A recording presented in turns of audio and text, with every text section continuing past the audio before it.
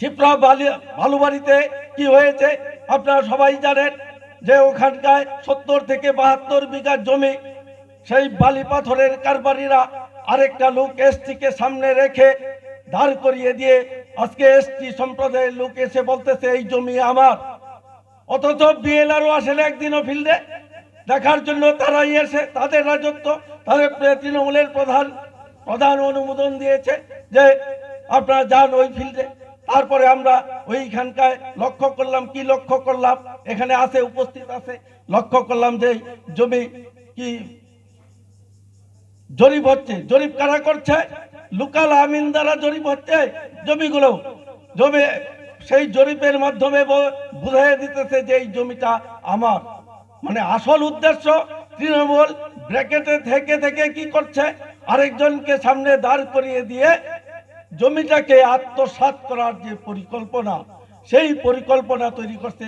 আজকে আমরা যখন ছোট ছিলাম তখন থেকে দেখে আসছি, যারা ওই এলাকাতে বসবাস করত তাদেরকে আজকে উচ্ছেদের পরিকল্পনা এরা শুরু করছিল। আমরা তার বিরুদ্ধে রুখে দাঁড়িয়েছি। সেই রুখে দাঁড়ানোর পরবর্তী সময়েও কি করলো, ওদের এগেইনস্টে কি মামলা করে দিল থানা। আর এলাকার থানা পুলিশ কি হয়ে গেছে, তৃণমূলের দলদাস হিসাবে পরিগণিত হয়েছে। তারা আসতেছে, বিএলআরও একবারেও আসে নাই। তাহলে জমির যে আসল জরিপ করবে বিএলআরও, তিনি কেন আসেন নাই? এই কথাটাকে যখন আর বুঝাইতে পারতেছে না, তখন ওরা আস্তে আস্তে কাটতেছে। এর মধ্যে দিয়েও প্রায় 20-22 বিঘা জমি এরা আত্মসাৎ করে এখন পর্যন্ত সেই এলাকা থেকে বালি পাথর তৈরি করছে। তো কাজেই আচ্ছা, আপনি যে জমির জবরদখলের যে অভিযোগটা করলেন, আগামীতে আপনারা কি ভাবছেন, কি মানে করছেন আপনারা এই সাথে বিরুদ্ধে? যারা জবরদখল করে আছে আমরা তো লক্ষ্য করতেছি যে এই জবরদখল প্রক্রিয়া এলাকায় চলবে না।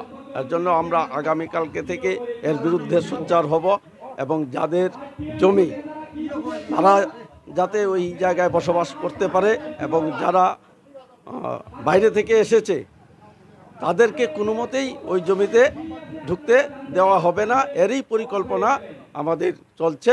এবং আগামী দিন এই এলাকায় আমাদের বিধায়কও আসবেন, মনোজ রাও মহাশয়, ওনার নেতৃত্বে এবং আমাদের এলাকার সমস্ত লোকের সহযোগিতায় আমরা এই প্রক্রিয়াকে অবশ্যই বন্ধ করব এবং যারা ন্যায্য পাওনাদার জমির তারা জমি পাক এবং তারা সুখে থাকুক, এই আশা ভরসা আমরা রাখতেছি এবং তার জন্য যা যা করণীয় কর্ম আমরা তাই করব।